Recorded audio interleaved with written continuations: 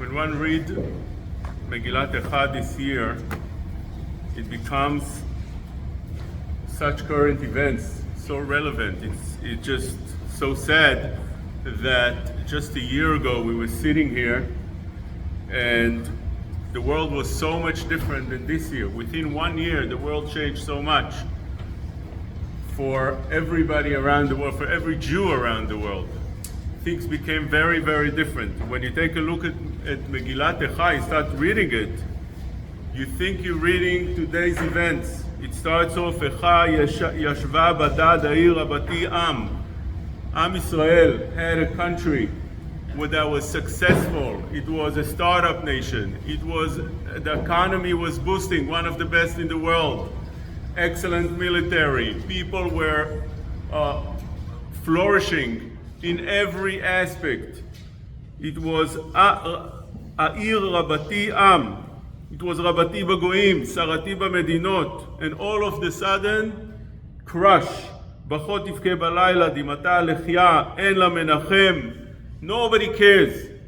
All the world countries and leaders, Mikol Oavea, Kol Re'ea Bagduba, everybody were Bogdim in Am Yisrael, Ayula Lo'evim. All of a sudden everybody became enemy. The UN, the European countries that were supposed to be in the same unity with the country of Israel. Everybody became enemies, some more, some less, but it seems like that is the notion. And then, when you just read through the Megillah, you see of the stories that happen here, that it's exactly what happens today, that people are kidnapped. That's what it says over here. Kids are kidnapped. Women are being assaulted. People getting killed, whether they're old and young, everybody. There's no exception. And that is what this Megillah is talking about in length, and everything is exact to what happens today. When you try to find in the Sfarim HaKdoshim what they say about Tisha B'Av, I saw that the Zohar explains that Tisha B'Av, this is how the Rizal takes out, Tisha B'Av is keneged Gid HaNasheh. What does that mean? He explains like this. The Zohar explains that each day of the year is keneged one Gid. You know, you have 365 days of the years and the same as the Gidim of a person. Which Gid is keneged which day? The Arizal explains that the Gid of Gid HaNasheh is in accordance with Tisha B'Av. That has to do with Tisha B'Av.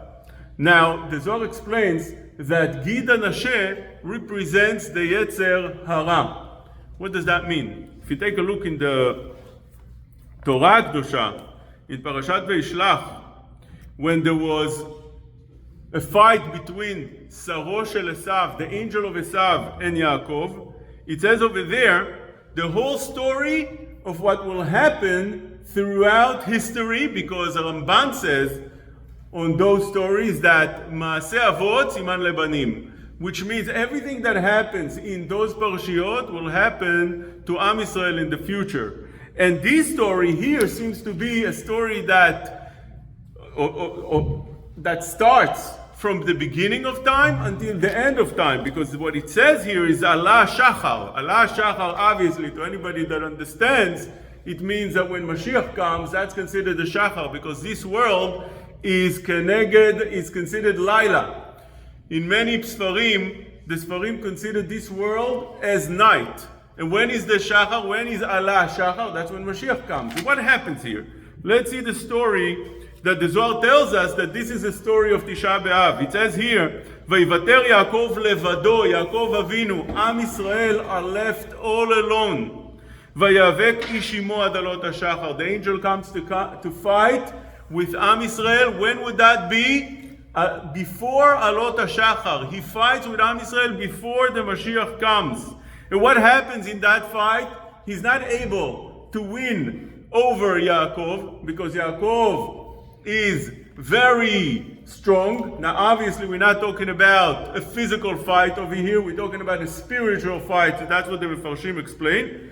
But he does do one thing that seems to be physical, and that is Vayar ki lo yachol lo. He wasn't able to get Yaakov in any possible way. Yaakov stood strong with his emunah with Hashem.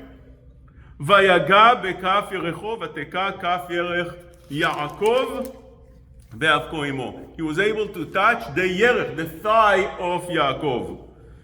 And that's what happens here. That's what happens here. He touched the thigh of Yaakov. Now what does it mean, the thigh, in Torah codes? What's a thigh means in Torah codes?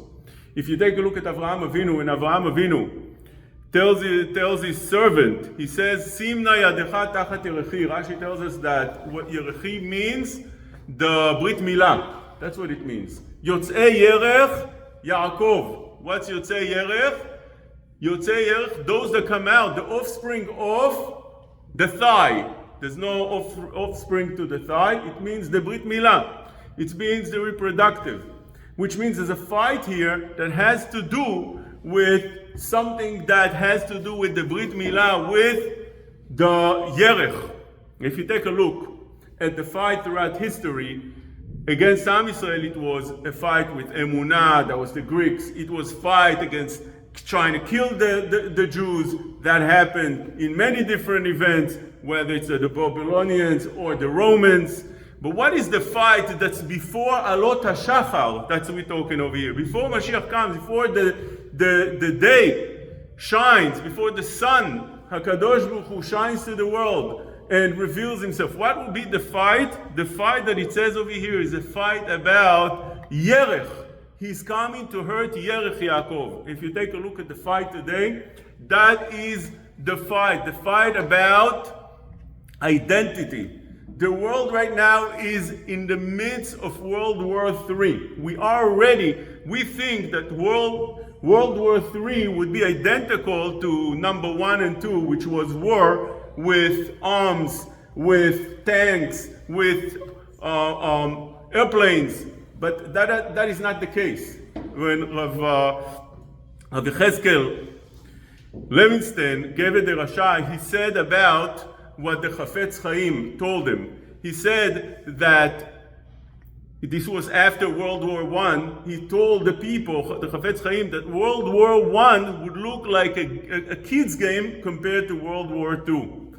So this derasha was said by Rav Chatzkel. He told this to the people that listened to him. So Rav Shalom Shadron was there, and he asked him, why do you need to tell us this? What's the purpose of telling us this? He told him, you don't understand. You don't understand something. You should know that also World War II would be nothing compared to World War III. And the meaning is not that it would be just only a vicious war, but also it's going to be a spiritual darkness, complete darkness. And that's why you need to inform the people. You need to know about the darkness that's coming to the world. And right now, we are in the midst. I don't know if in the midst. I don't know if right now it's a darkness of the darkness, but it definitely feels that way. What is the darkness today? The darkness today is a fight about identity. And this is what the Malach tells Yaakov, Vayishal Yaakov Vayomer Agida na shemecha. Yaakov asks the Malach that just touched him in the thigh. He heard him on the thigh. He told him, so what's your name? So he told him, Lama zeh tish'al lishmi. Why ask my name? I don't have a name. I don't have an identity. What does that mean? Today there's a fight on identity on all fronts. First of all, obviously everybody knows that today there's no more genders. There's a fight against genders. There's no more boys and no more girls. In some places, it's illegal to call a boy in a masculine and a girl in a feminine way. It's illegal. If a teacher calls the boys in that way, he says, boys, let's go to recess, she gets fired. There are places like this. I was told by teachers that they're not allowed, in some places, they're not allowed anymore to call their students in their identity. And today you can get sued for that. Who knows where it's going? There's no more two genders. Today there's maybe 50 something genders. That's what it is today. And it's going. It's adding. Every few days there's a new gender comes into the world. There's a fight against identity of genders. There's also a fight against the family value. There's no more family. Family used to be, just a few short years ago, a father and a mother, and that would be the head of the family, and then they would have children. This would be a family. Today, if you want to file government papers, it doesn't say anymore who's your father and who's your mother. It says father 1, father 2, father 3, mother 1, mother 2, mother 3. You can choose whatever you want. You don't even have to identify. You can say your father is a cat and your mother is the tree. It doesn't make any difference anymore. Everything accepted. There's a fight against the family. There's a fight also against the identity of the nation. There's no more identity of a nation. If you take a look at the world, that's exactly what happens. Today, the borders are open almost throughout every country in the world. The purpose for that is to fade identity of a nation. There's no more nations. That's the fight. That's the fight here at home as well in America. The borders are open because there's a fight against the nation identity. You don't have any more nation. And that is a fight on all fronts called the fight of identity. It's called the progressive fight. This fight is so vicious that will lead to the end of days. The end of days, it will be a fight that will touch Am Israel, because we are affected by that as well in many, many places, especially in Eretz Israel. And this is a fight that's not only against Am Israel, it's a fight against the normal human values. And I said on the parasha, when we read Parashat Balak, over there, Balak gives a nevuah, Bil'am gives a nevuah that will happen in the end of days. What will happen in the end of days? Bil'am tells Balak, and he tells him the following. He tells him, let me tell you what will happen to your nation in the end of days. What Am Israel will do to your nation in the end of days. And he says the following.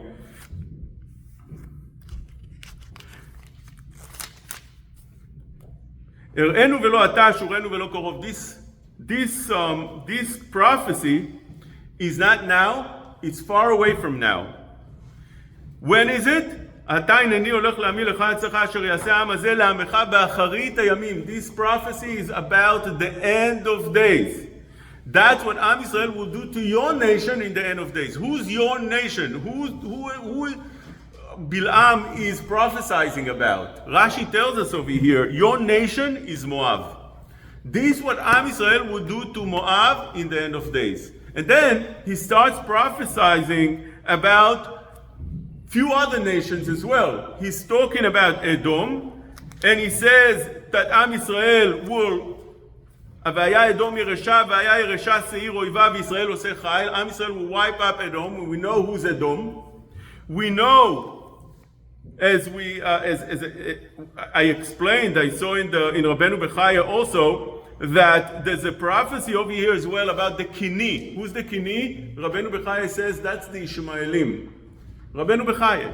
So there's Am Yisrael in the end of days. Aseh la'amecha be'acharit hayamim lecha yatzcha asher yaseh am hazeh la'amecha be'acharit. What will be in the end of days? Am Yisrael will be victorious against Esav and against Ishmael. That's the Esav that's written over here, Edom, and that's the Kini over here that Rabbeinu Bechaya says is Ishmael. But who is Moab? Who is Moab? We don't know a nation, Moab today, that Am Yisrael is supposed to fight and eventually will be victorious against them.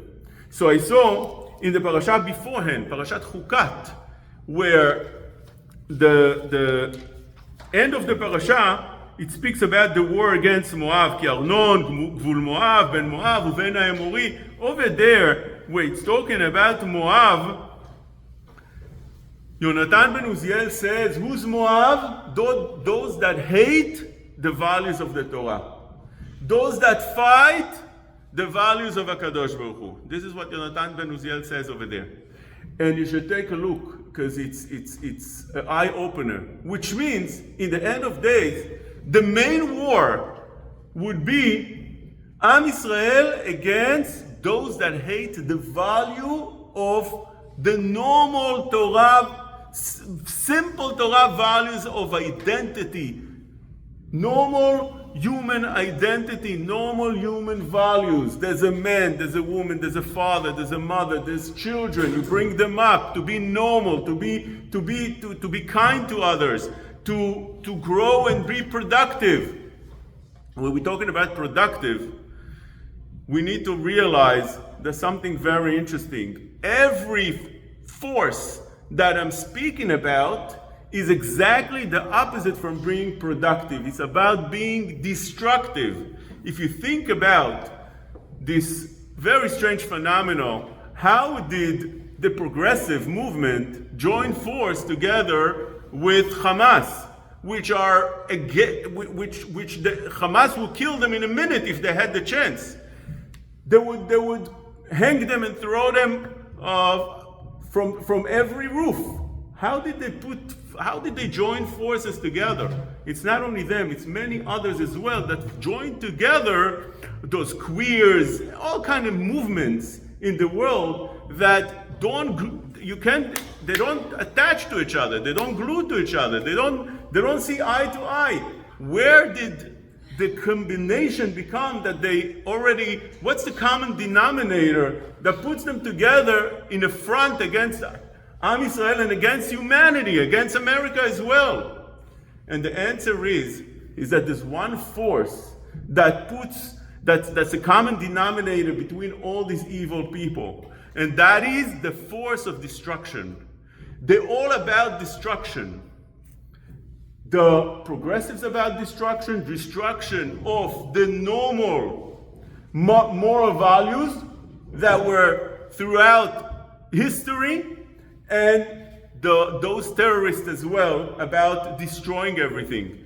And they're destroying everything that we spoke about. That's why they opened the borders for them. Because when you open the borders for them, it destroys the identity of the place. This will be the fight of the end of days. When we talk a look about the end of days, we're not talking about somewhere another 50 years from now, 100 years from now, 150 years from now. It's going so rapid, so quickly, that last year we spoke over here, everything was so good. It was so beautiful to live in America. You would go to Israel to visit, come back, go to vacation before Tisha B'Av. You could go any place in the world, come back, you would feel good. All of a sudden, within no time, you can't go anywhere. It's dangerous for a Jew to be anywhere. Even in Brooklyn, it's dangerous. Just a couple of days ago, people were stabbed over here in Crown Heights. Twice. 2 different stories over here in Crown Heights. It happens all over, in Brooklyn, in Europe, in every country in the world. You want to go maybe to Israel? Israel is dangerous. Every place in the world became extremely, extremely dangerous, because this events that happens, it happens before the light comes up. And the Chafetz Chaim explains that before something changes, the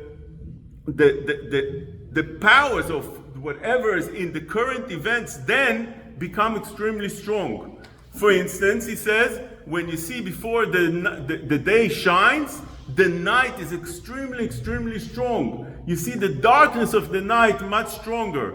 That is because it's fighting its way before it disappears. And that's what happens today. Before all these evildoers disappear, they put full force up front. They come to fight everything that's good. Not only Am Israel, but Am Israel is on the head of the pyramid. Am Israel are those that lead the morality. If you ever take a look about what Am Yisrael represents in the eyes of the Goyim, I was in years ago. I was there twice or three times in Disney World, and in Disney World there's one of the things there is there's a ride that's called It's a Small World After All. And you go on that and you see every nation, what every nation represents. Every nation represents something. I don't remember what each nation represents. I don't know, maybe Italy represents pizza, and maybe America represents freedom. I don't remember what each one. But only one I remember. What does the Jewish people represent? It shows over there a man and a woman under a chuppah. That's what Am Yisrael represents. Am Yisrael represents the yerech, the kedusha of the yerech, the holiness, the unity, the morality. The world tried to copy that for many years. They called it Christian Judo, what is it called? Judeo-Christian values. That's what they called it. They copied our values and they put their name in it, fine. Today, there's no such thing. Today you have to destroy it.